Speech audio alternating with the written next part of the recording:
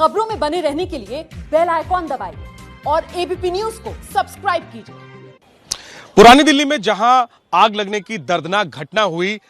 उसके आसपास की जिंदगी कैसी है वो तस्वीरें हम आपको दिखाते हैं। हम इस वक्त जिस जगह ये घटना हुई उससे कुछ घरों की दूरी पर हैं और एक छत पर मौजूद है जहां से कि हम आपको पूरे इलाके की तस्वीर दिखा सकते हैं। ये इलाका जो है वो पुरानी दिल्ली में आता है, फिल्मिस्तान का इलाका ये कहलाता है। इसे न्यू अनाज मंडी भी कहते हैं। बल्ली मारान से सटा हुआ है, करोल बाग से सटा हुआ है ये पुरानी दिल्ली का इलाका।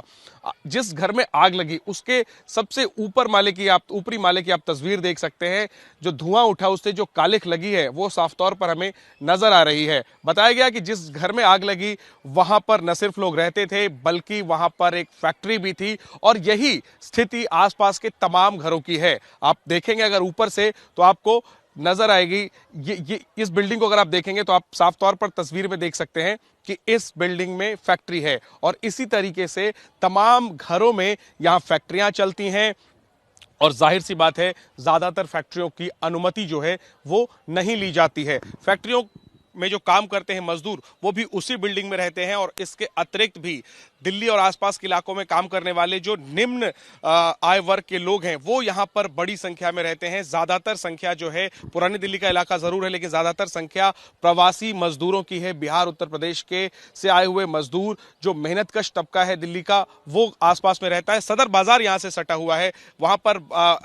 काफी ज्यादा व्यापारिक गतिविधियां जो है वो पूरे दिन होती हैं और उससे बिल्कुल ठीक सटे हुए इलाके होने की वजह से यहाँ पर छोटी छोटी फैक्ट्रियां पैकिंग करने से लेकर के प्लास्टिक बनाने तक, फोटो फ्रेम से लेकर के बैग बनाने तक, इस तरीके की छोटी छोटी जो इंडस्ट्री है वो चलती है। साथ में लोग रहते भी हैं और जाहिर सी बात है स्थिति यहाँ पर काफी जो है वो गंभीर इसलिए बन जाती है क्योंकि बहुत कम इलाके में बेहद कम इलाके में एक बहुत बड़ी आबादी और बहुत घनी आबादी रहती है। एक बार और मैं आपको तस्वीरें दिखाता हूं, देखिए कि किस तरीके से जमीन के छोटे छोटे टुकड़े पे 5-5 माले 6-6 माले की बिल्डिंग आपको नजर आएगी और जाहिर सी बात है इस तरीके से इतनी ऊंची बिल्डिंग बनाने की इजाजत जो है वो तो कम से कम अथॉरिटीज जो है वो नहीं ही दे सकती। जाहिर है ज्यादातर जो कंस्ट्रक्शन है वो अनऑथोराइज्ड है, अवैध है और उस